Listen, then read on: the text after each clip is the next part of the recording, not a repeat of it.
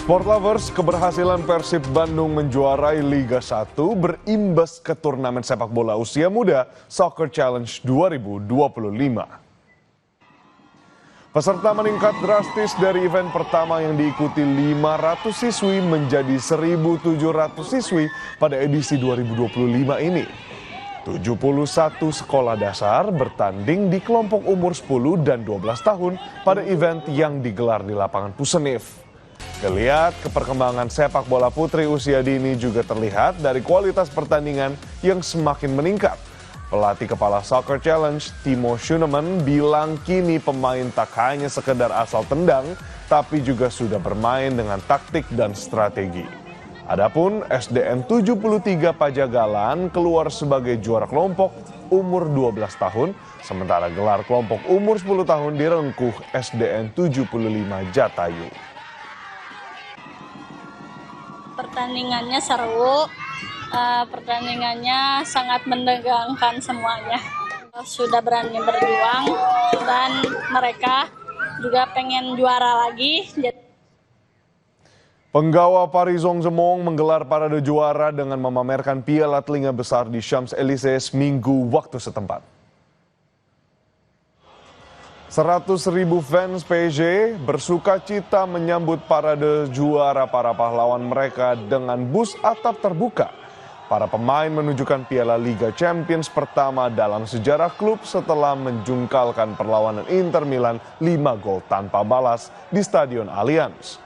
Parade juara berlangsung tertib, di mana sebelumnya terjadi kericuhan antara supporter dengan polisi saat para fans merayakan kemenangan PSG pada Sabtu malam.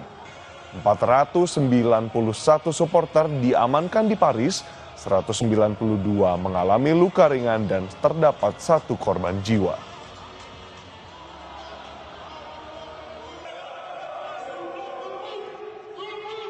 Beralih ke cabang olahraga bulu tangkis, saudara. Usung nuansa baru, turnamen bulu tangkis Indonesia Open 2025 akan gunakan lapangan dengan karpet warna biru. Sementara Indonesia menargetkan 1 gelar di turnamen Super 1000 ini.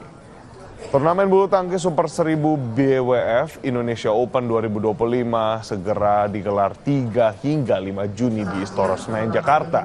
Berbeda dari sebelumnya, mulai tahun ini karpet lapangan akan menggunakan warna biru. Lapangan biru akan jadi ciri khas turnamen ini seperti halnya All England dengan warna biru dan World Tour Finals dengan nuansa merah. Turnamen berhadiah total 23 miliar rupiah ini dipastikan diikuti pemain top dunia, termasuk wakil tuan rumah. Meski tak ada satupun yang masuk daftar unggulan teratas, Indonesia tetap menargetkan 1 gelar juara, di antaranya melalui sektor tunggal putra dan ganda putra.